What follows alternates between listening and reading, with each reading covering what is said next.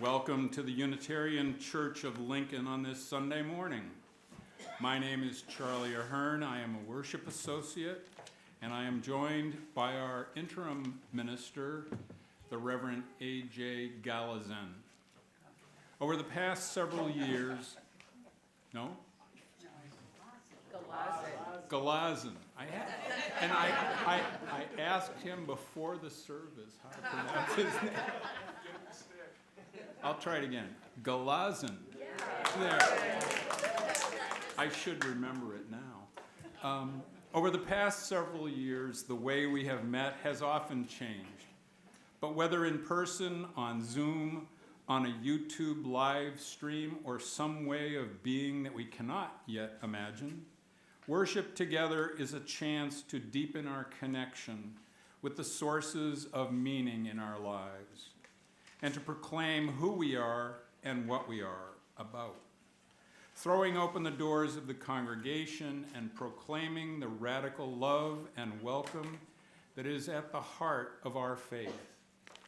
The Unitarian Church of Lincoln aspires to be a loving community, uniting reason with spiritual exploration to transform ourselves and the world. Welcome to this loving community. May we, in gathering here, be about the work of transforming ourselves and our world. And now we have announcements.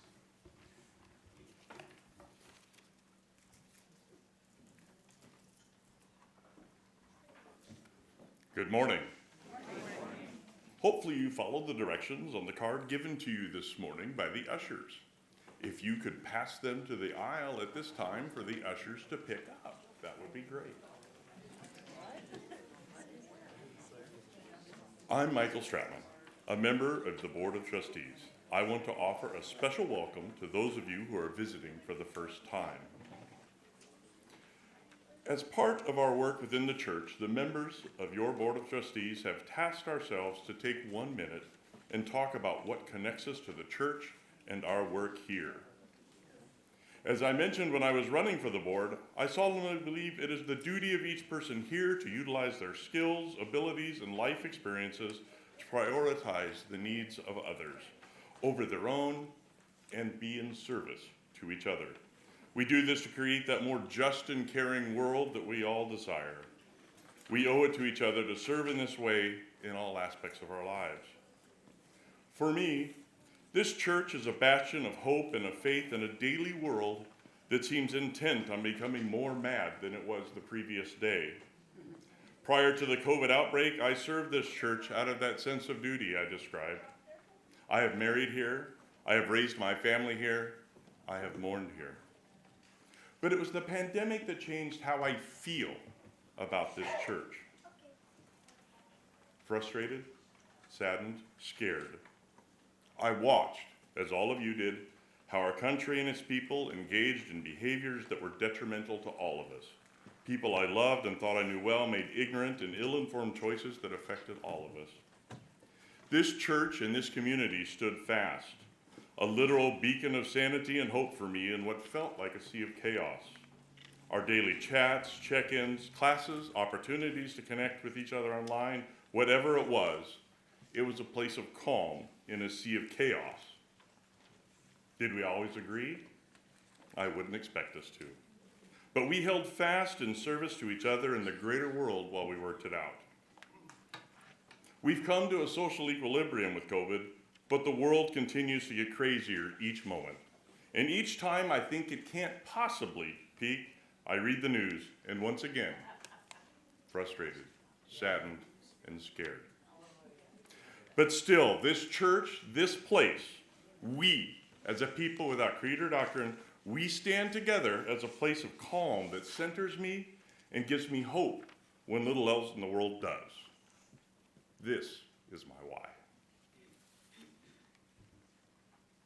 With that, I have a few announcements to share as our church community extends beyond this Sunday morning worship.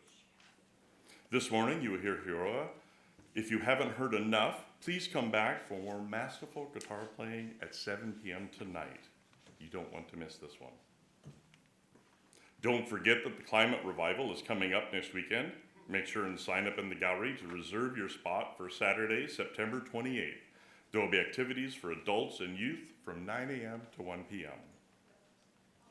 Our members are robust participants in Justice in Action, and we just started the phase of listening.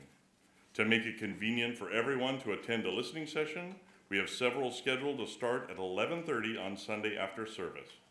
There are 2 today, one in the high school room and one in the middle school room, and 4 scheduled on Sunday, October 20th. Please either join one of today's sessions or sign up for an October listening session. As always, please see your newsletter for complete information and updates on all that our community is doing. Thank you.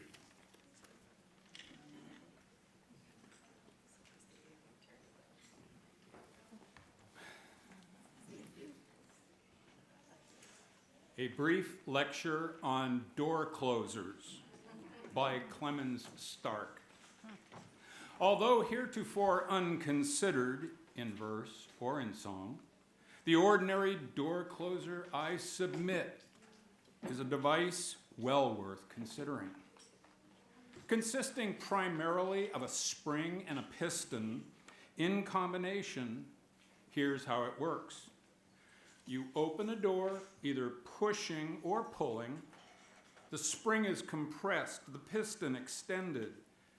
Now, having passed through the doorway, you relinquish control. And the door closer takes over. The spring remembers how it was. It wants to return. But the urge is dampened by the resistance.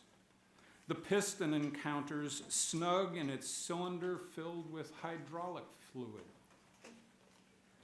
Such is the mechanism of the door closer, invented in 1876 by Charles Norton when a slamming door in a courtroom in Cincinnati repeatedly disrupted the administration of justice.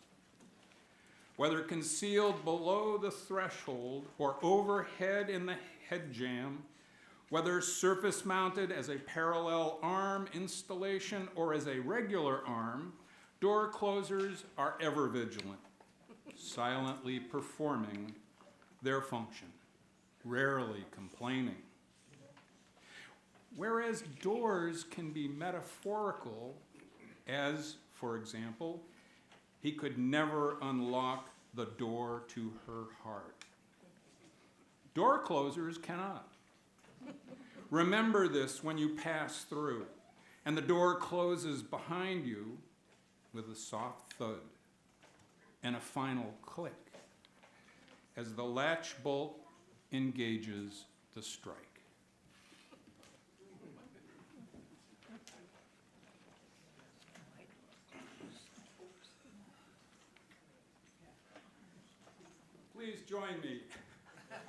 Please join me in hymn 358, Rank by Rank, Again We Stand.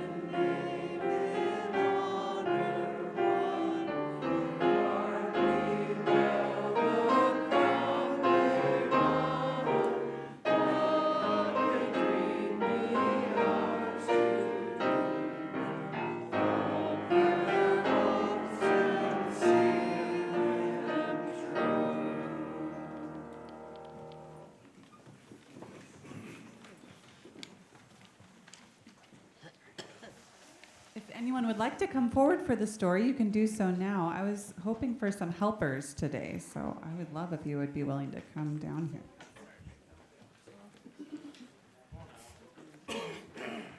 And if there's any adults who are young at heart and would like to join, especially if you enjoy theater, I'm looking at a few of you. You might want to come here as well.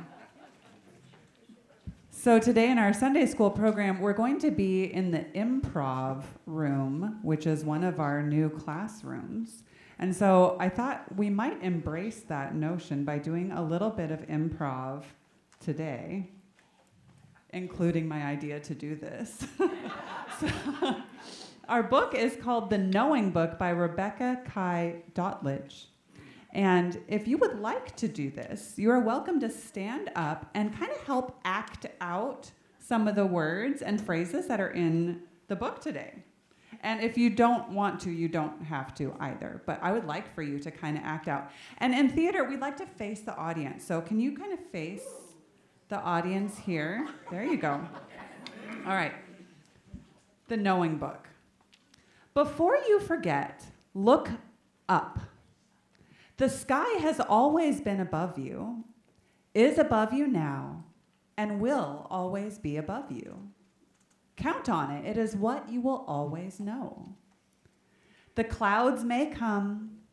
The sunshine may be stronger some days than on others.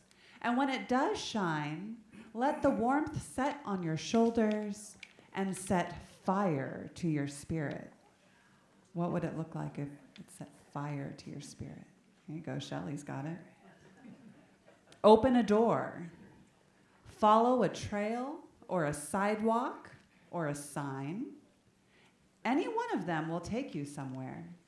You will choose. Step one step at a time. And don't ignore a hum or deny a cry. Both are useful and both are good and both will comfort you if you are lost.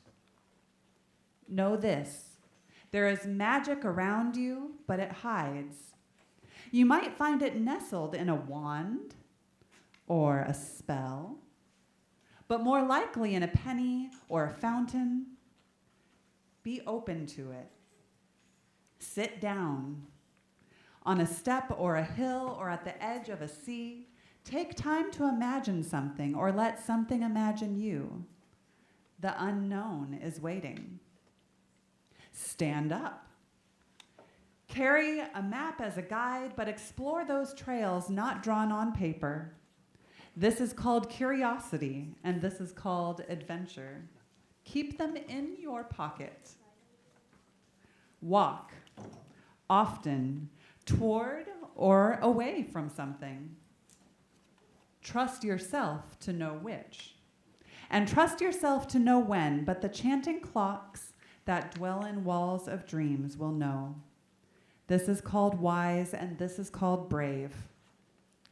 Pretend you are someone, and pretend you are no one.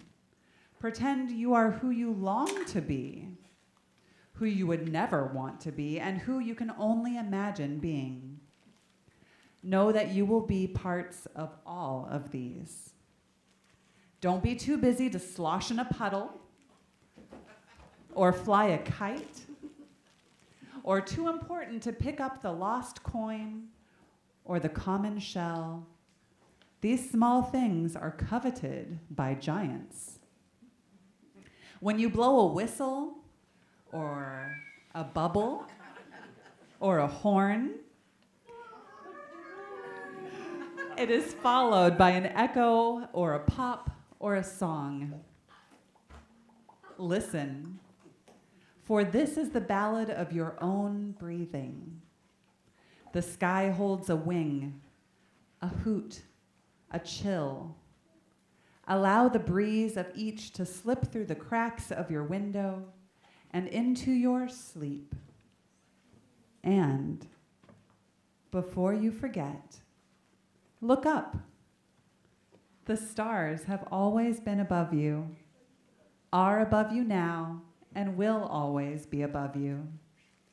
You will come upon delicious and dark things, but all paths will join to lead you home.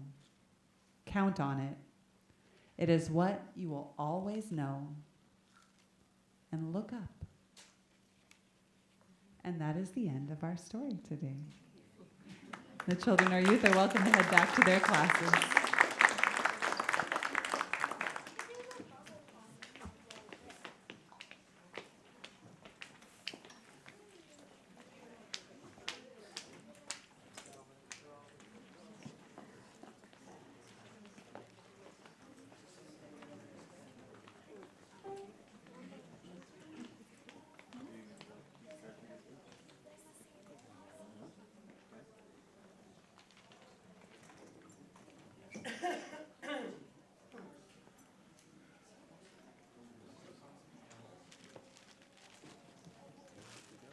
Christine, do we have a minute?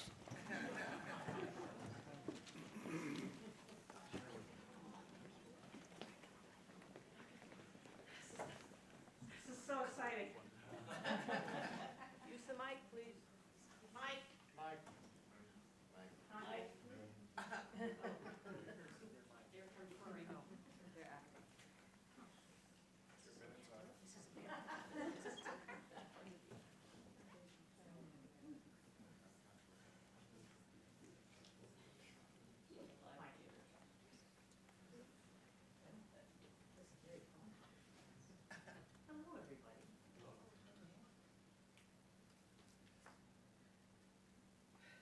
Hello, everybody. Hello, everybody. I'm Christine Davis, co-chair of this year's annual Giving Celebration. And I'm Elle Stratman, co-chair of this year's annual Giving Celebration. So you just did an exercise drawing something on a card. This side of the room produced pictures that look a lot like this. Does that look familiar to those of you on that side of the room? How about those of you on this side of the room? Did you all draw something that looks like this? No, there's a lot of shaking. No. Here's why. This side of the room had more specific information. You see where I'm going here? Okay. So, when we think about our giving collectively, it's really important that everybody have good, specific information. So after the service today, and for weeks beyond that, we will have one of several views of our collective giving to help everybody be operating from the same sort of set of instructions, I guess. Okay? All right. That's our giving minute. Make sure and check out the pledge walk after the service. Okay? Thanks, everybody.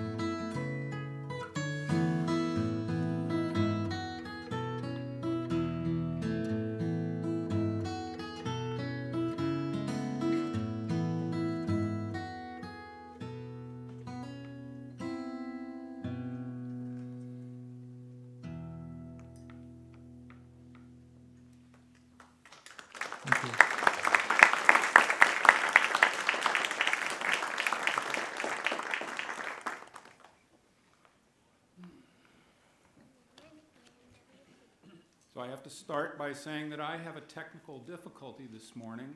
My cell phone died, and so I can't follow the chat for joys and sorrows. So is there someone who would watch oh, Jason. Thank you, Jason.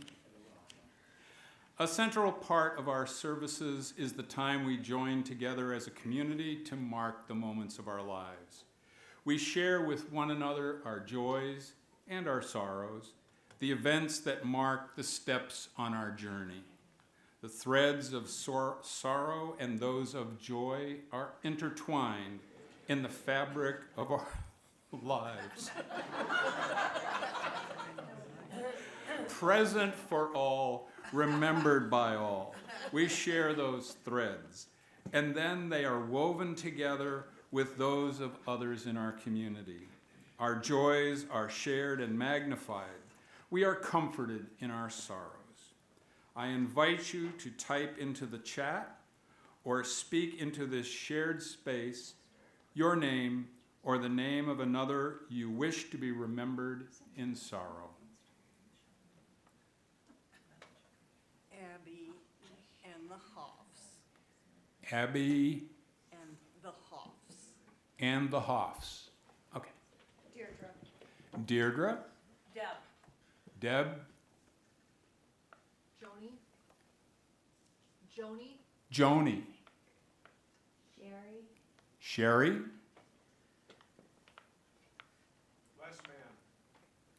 Wes Man, Les Man,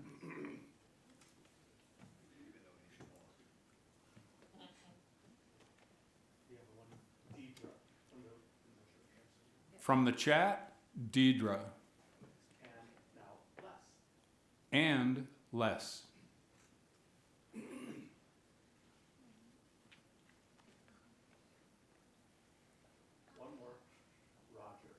Roger,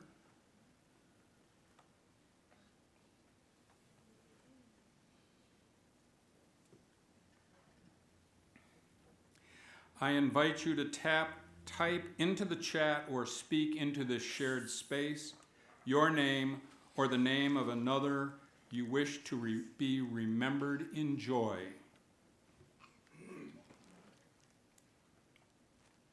Joanne DeSaro turning 70 this week. Okay. I got to make sure I get Joanne, No, Joy and Sorrow Joy, and Sorrow. Oh, turning 70 this week. turning 70 this week. Okay. You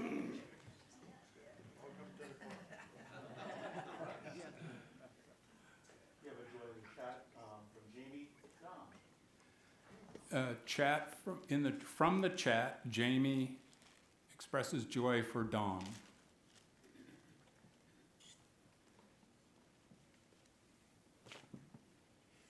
There's a joy in the chat. Going to see my Texas family and new grandson Thursday from Marcia Cedarville. Okay, Marcia Cedardahl is going to Texas to visit her grandson. I have another joyful chat from Erica Rios, Maya, Alex, Hannah, and Rose. Maya, Alex, Hannah, and Rose. Joy that we have Haroya's musical mastery in our service today, and to remind you that you can see him again tonight here at 7 p.m. I'll try and remember most of it. Joy that Hero is with us as the guest musician today, and he will be here this evening to play at 7 p.m. There's a belated sorrow, Priscilla. A belated sorrow, Priscilla.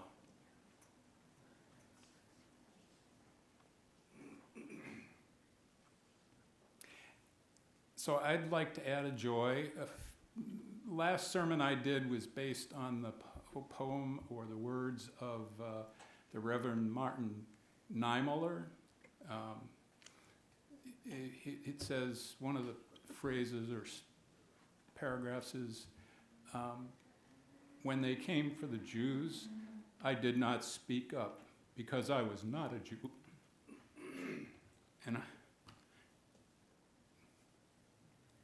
I want to thank the people in Springfield, Ohio, who are speaking up for their neighbors. Sorry.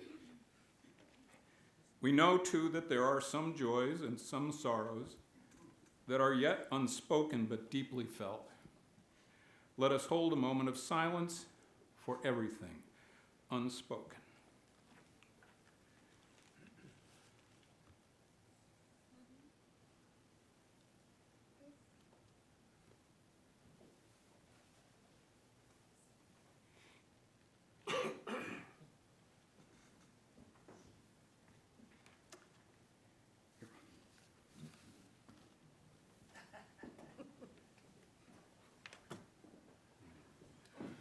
Will you join me now in a time of prayer and meditation? And our meditation this morning comes from one of my mentors, Reverend Rob Eller Isaacs. Beloved friends, the time has come. No more warehousing. No more pretending. We need a radical reordering of our political priorities so that we can grow the souls we need to fulfill our nation. Save us now from cynicism and despair.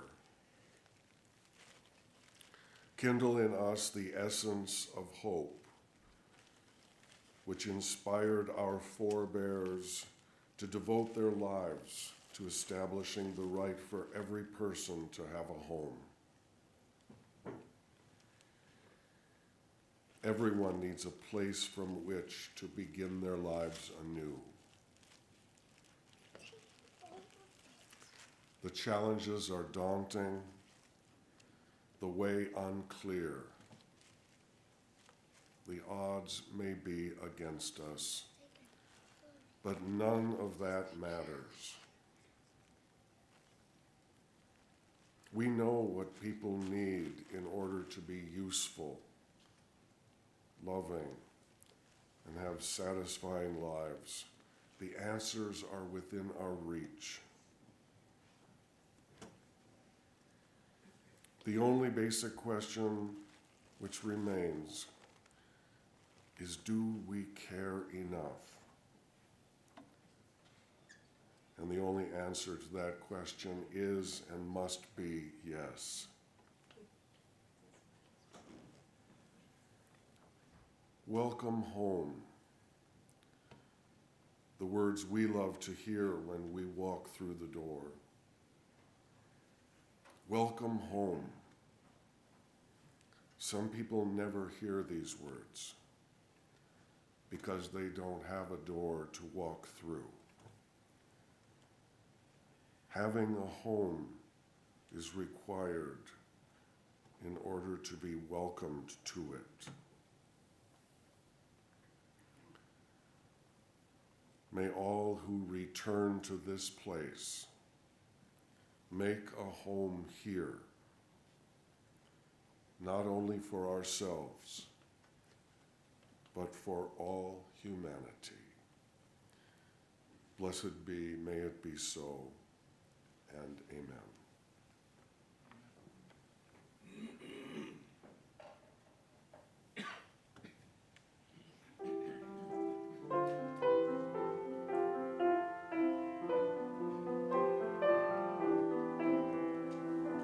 Please join us in singing hymn 123, Spirit of Life.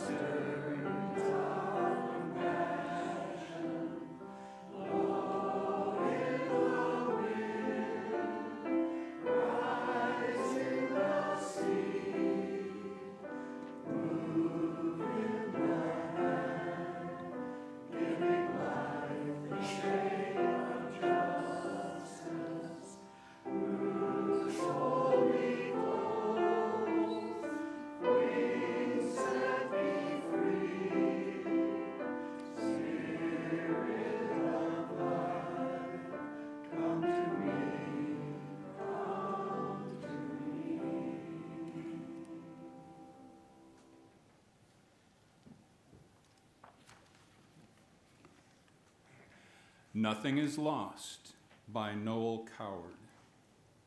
Deep in our subconscious, we are told, lie all our memories, lie all the notes of all the music we have ever heard, and all the phrases those we loved have spoken. Sorrows and losses time has since consoled. Family jokes, outmoded anecdotes, each sentimental souvenir and token. Everything seen, experienced, each word addressed to us in infancy before we could even know or understand the implications of our wonderland. There they all are, the legendary lies, the birthday treats, the sights, the sounds, the tears, forgotten debris of forgotten years, waiting to be recalled, waiting to rise, before our world dissolves before our eyes, waiting for some small, intimate reminder. A word, a tune, a known familiar scent, an echo from the past, when, innocent, we looked upon the present with delight and doubted not the future would be kinder and never know the loneliness of night.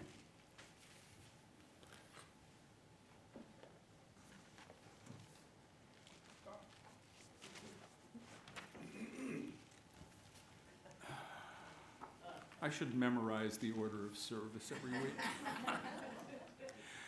The offering. Each week we take up a collection to support the work of this church and our partners in the community. We do this because just as we all grow from our participation in the community, we all give back through our time, our talent, and our treasure. As the song plays, Heroes plays for us, the ushers will pass our offering plates. You can also give by texting UC Lincoln and the amount to 73256. That's UC Lincoln and the amount to 73256. The offering will now be gratefully received.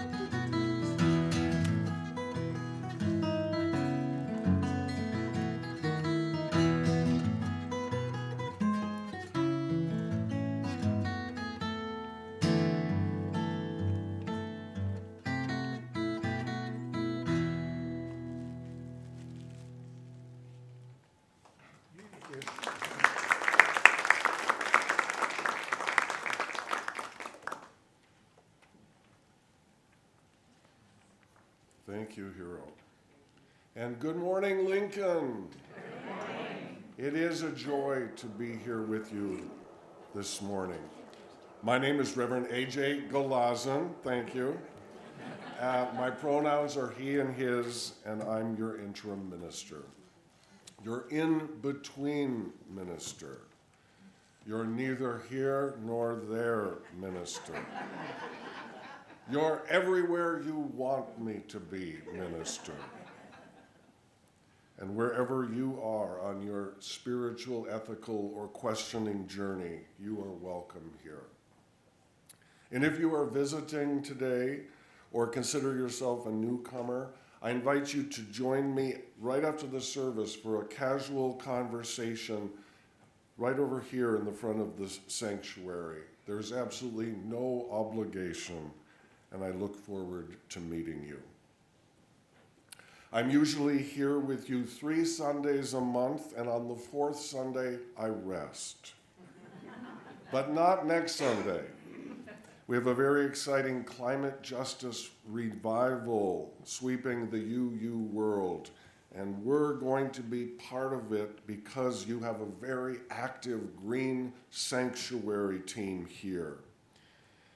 And so the revival is 2 days. It begins on Saturday. Please sign up for that's the real listening and working part. And then next Sunday, our worship service will be focused on climate justice.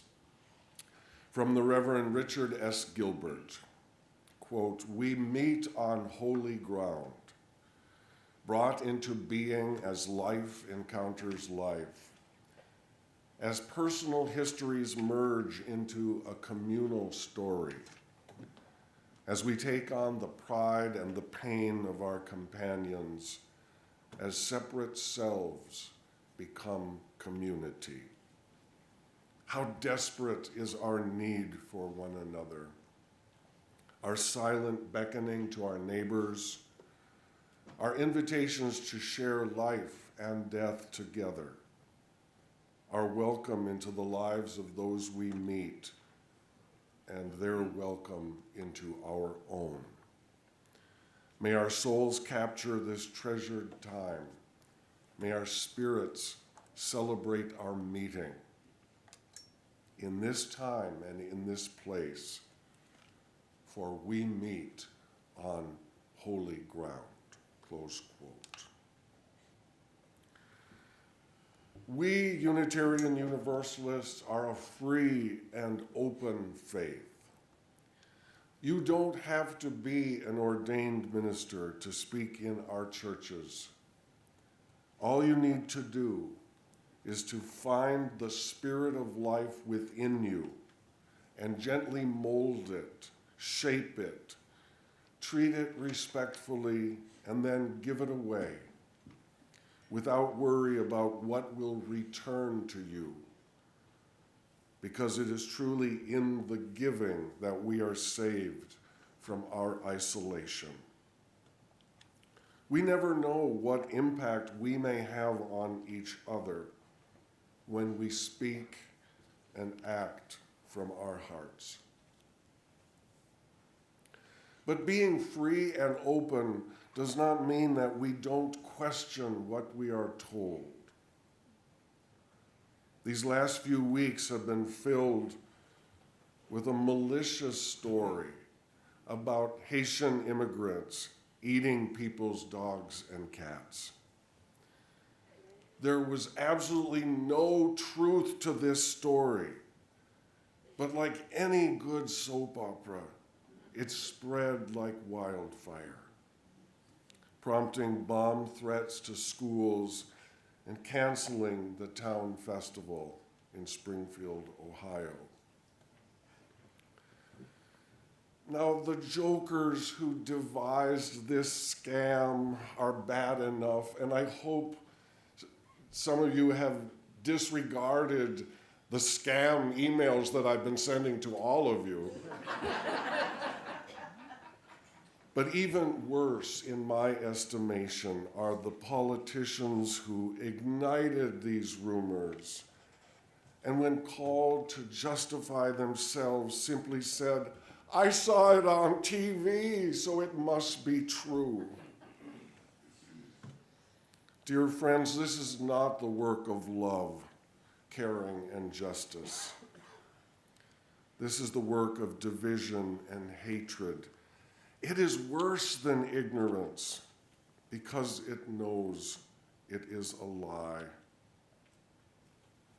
Communities that invest in welcoming immigrants can make the difference between destitution and abundance for both the community and the immigrants. I repeat, immigrant is not a dirty word. Would you say that with me? Immigrant is not a dirty word. My immigrant ancestors from Sweden and Norway settled in northern Minnesota. Some of my relatives worked on the DM&IR, the Duluth, Mesabi, and Iron Range Railroad, hauling iron ore to the ports on Lake Superior. We are all immigrants, except for the native peoples who have been removed and relocated. Yesterday, several of you may have participated in the Oto Missouri Days to commemorate the day the tribe ceded their ancestral lands that eventually became the city of Lincoln, Nebraska.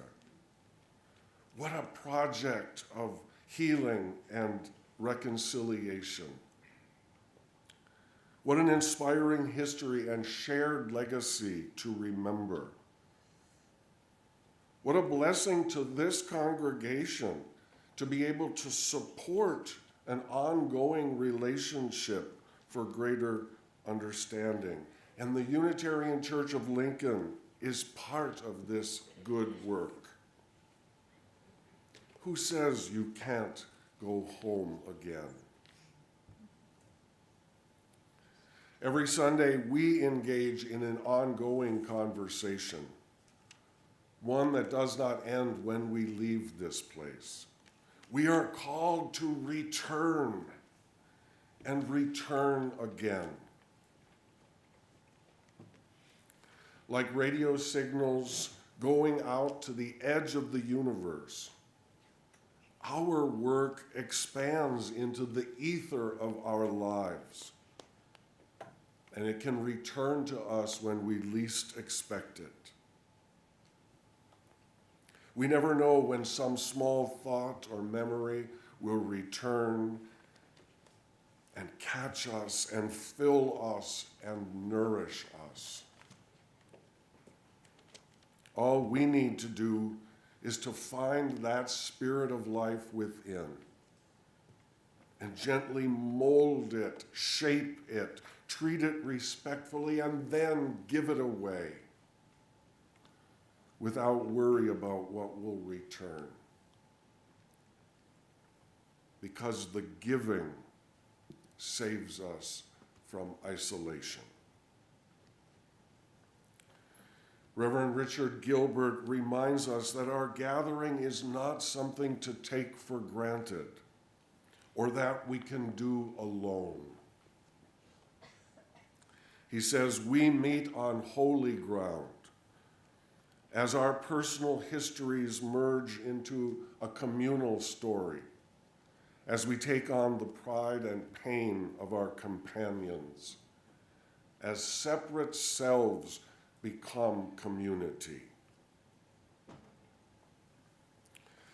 Today also begins a new year of religious education for young people. And Chelsea and your RGL committee have been working creatively and tirelessly to gather the volunteers and prepare the programming to bring our children the questions and insights of this liberal tradition. It takes a village, and we are that village. Now, some people are fond of declaring that Unitarian Universalists can believe anything they want. And for those unfamiliar with the serious covenantal nature of our faith. That may appear true. We do not have a creed. But beneath the surface, a deeper truth exists. We are tied together in a mutual garment of destiny, in the words of Dr. King. We can't believe anything we want without ripping apart the delicate and intricate connections of caring and community. One of my sayings is that worship is the work of the people. And please don't let the word worship scare you away. By worship, what I mean is describing value, the art of lifting up our worth and answering the question, what is worthy? What is valuable? What is of service to the world? And in our theology, worship, the way of service, is not the work of any one person or any one group. It is the work of all the people assembled together. Some people criticize Unitarian Universalists for having no religious practices. They say we don't do anything but talk and drink coffee. I disagree. We have many and various spiritual practices, but our practices are held deeply in our hearts, so they may not be obvious. We don't wear them on our sleeves. We don't enforce conformity. We celebrate diversity.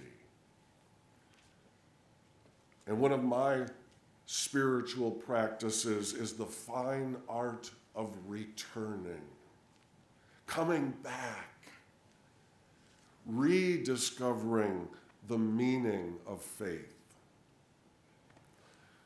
Worship is the work of the people, and we are not a captive audience.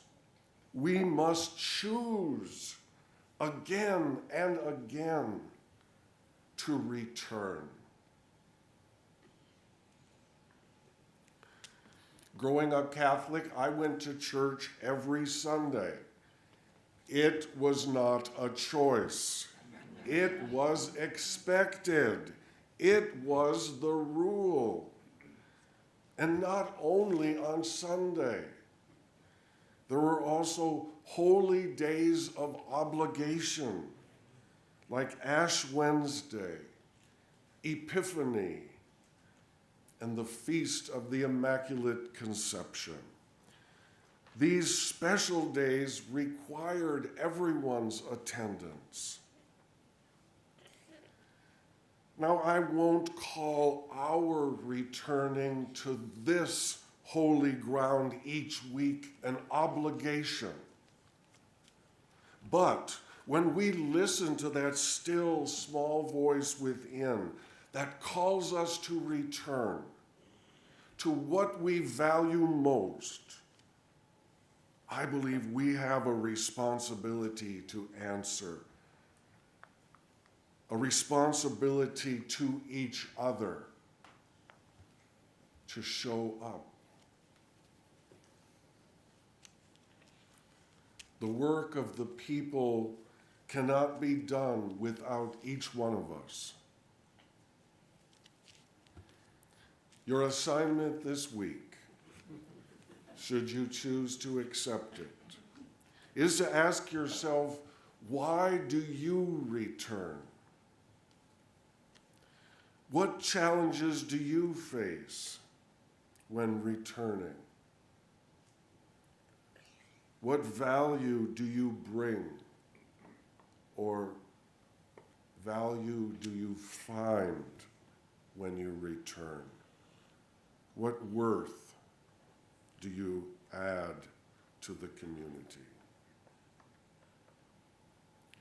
Like radio signals going out to the edge of the universe, our worship expands into the ether of our lives and can return to us when we least expect it. We never know when some small thought or memory will return and catch us and fill us and nourish us. May it be so, and amen. Will you rise now in body or spirit for our closing hymn, number 209, O come you longing, thirsty souls.